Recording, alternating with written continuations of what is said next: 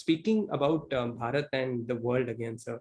Now, do you think a world more immersed in yoga can also raise its collective consciousness in a way that it could solve many of the problems today in the world, which seem very unsolvable otherwise?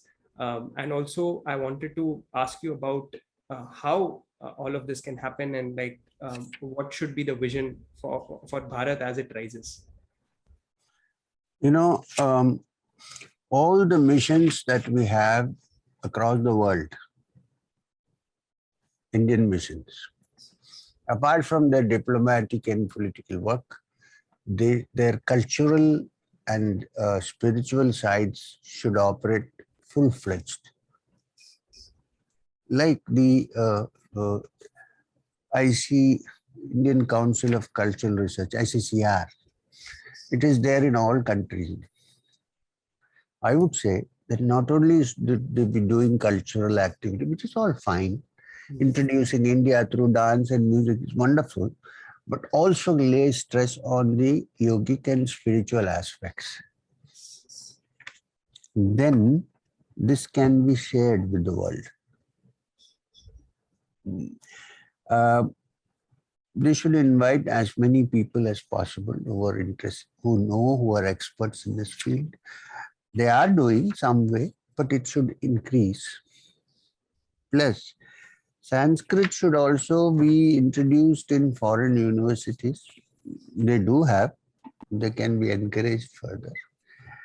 And this, I'm not against foreign cooperation and collaboration. But the collaboration and cooperation should not go on the we are superior and you are inferior basis that comes from there. That should cease to exist. We should be at par. You can say this, that as of now, technologically you may be superior. Spiritually we know better. Yeah. Can we combine these two and share? Yeah. In fact, Swamiji said, Swami Vivekananda, his first vision was that he said, give them our spiritual treasures, take in return their material benefits, because right now we are not so well up in material benefits. Although at some time we should, and I think we will, become self-sufficient even in that. So the idea of 75 years of India becoming self-reliant, strong, all that is very good, but it should have the spiritual, Adhyatmic essence at its core. This is what nobody else has given to the world. If this happens, this could be combined, things move forward. I envision a time when people will come here to learn things. You know, there was a time when Nalanda had 3,000 students, when Huinsang was traveling from China, and they were learning Buddhism, Hinduism, Jainism, yoga, meditation, science, mathematics. Today, we go to Harvard. I'm not against going to Harvard. But why do we go? Because we don't have that kind of facility here. In spite of all our IIMs and IITs, that is not yet opened up. Of course, in the West, people would also think that maybe they don't have, but we have facilities.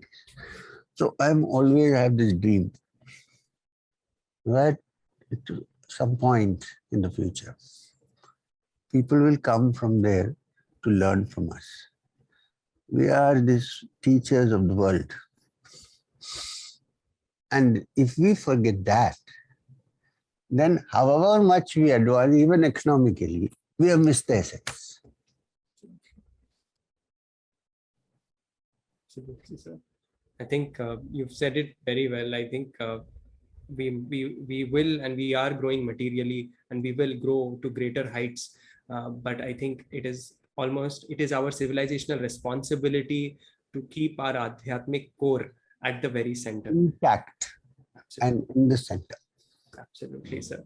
Because it respects all humanity. Loka samasta sukhino bhavantu. Where does it come from? From the Vedas. Sarve bhavantu sukhinaha. Where does it come from? From the Vedas. That explains it.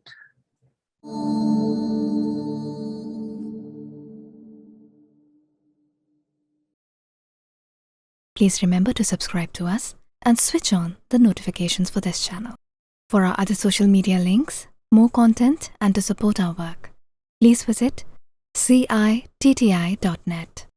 Dhanyavad. Namaskar.